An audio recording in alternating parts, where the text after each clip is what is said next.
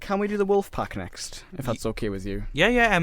So I'll briefly explain that the Wolfpack is a Tyneside job. It's not on your local. It's not in the box office. It's not on the box office. It's an independent documentary. If you want to see it, it's been on all this week. It's on Saturday at 6 p.m. and Tuesday at 8:15, and I believe that's all for the time being. So, based on this review, that's when it's on. Mm-hmm. The Wolfpack. So this is a new film. The basic story is that the filmmaker, in 2011, she was in New York, in Manhattan, and she passed this group of boys who all had really shaggy long hair and were all dressed as sort of the characters from Reservoir Dogs, like Mr. Pink, etc. But she found out that they were sort of kept in that house, in their house. They were homeschooled and forced to stay in that house, only allowed to go out a few times a year by their domineering father, who was afraid that they would be corrupted by the outside world influences. And this whole film is basically following them as they sort of open up and spread their wings and become so more independent people and discover their life. They have been taught by their mother, but mainly by films. They have been influenced by films, and we see them sort of recreating films, making Batman costumes for The Dark Knight and The Dark Knight Rises, making all these fake guns for Reservoir Dogs and Pulp Fiction, reenacting the famous scenes, like the Stuck in the Middle with You scene as well. And it's really it's a really funny and touching sort of documentary. I mean, while it's not an excellently made documentary, it is a really good time just to see this world, because it's so surreal. I mean, it's a look into this other world.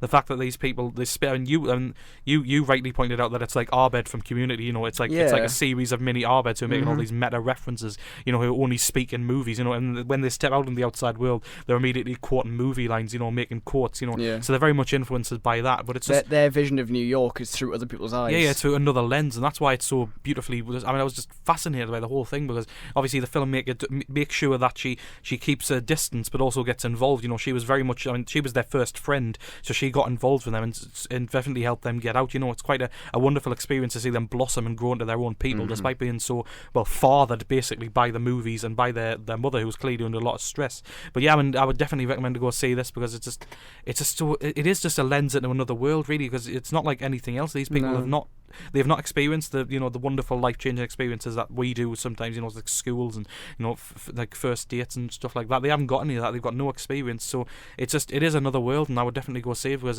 it's harrowing and funny and really it is a look into another world, a surrealistic look. We have a podcast that we do on our Mixcloud page, mixcloud.com/LRJ Film Show, where you can find this show when it finishes on Friday. You can catch up with that. We'll do a little bit extra this afternoon show, because we're going to do some DVDs and Blu-rays that are out. We'll do that exclusively on our Mixcloud page at the end of this catch-up session. Yes. We've got some really interesting stuff. So we'll be talking about that in our podcast next week with a couple of other things. Joe, what did you think of the Wolfpack? Yeah, it was really interesting, obviously, to see like their type of life, like the lives they've lived and everything. I kind of got the same feeling as Dogtooth.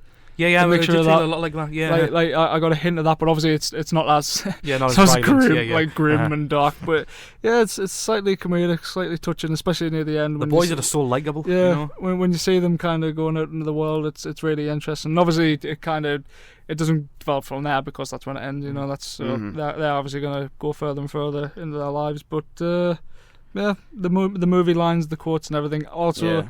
I will mention they probably have one of the most entertaining Criterion cupboard videos that you can see. It is really funny. I'll link that on the Facebook page. It is really funny. They're such like a entertaining, such an entertaining force of nature, these boys, and you just really want to root for them and get into them. The filmmaker, they're so it's dramatic. Such a deft touch by the filmmaker. I love how dramatic they are. It's very talented. Yeah, the scene at the beach was really funny. Yeah. Because one of the lads won't go into the water and they're just quoting lines. Yeah, no, it's incredible that even though they've been so homeschooled, they're so optimistic and upbeat. It's great to see. Definitely go see it. Definitely go see it. I mean, there's some like animosity towards the father and stuff, obviously, but obviously that's kind of just kept at a base. It's incredible just how well adjusted they are, really, for something that's been raised by movies and by one parental figure. It's really strange. You can tell they really love the mother and everything. Yeah. It's just a fascinating look. And she has her own type of. I'll not say what it is, but she has her own kind of getting out in the world as well, which is it does feel like a really nice journey to be on.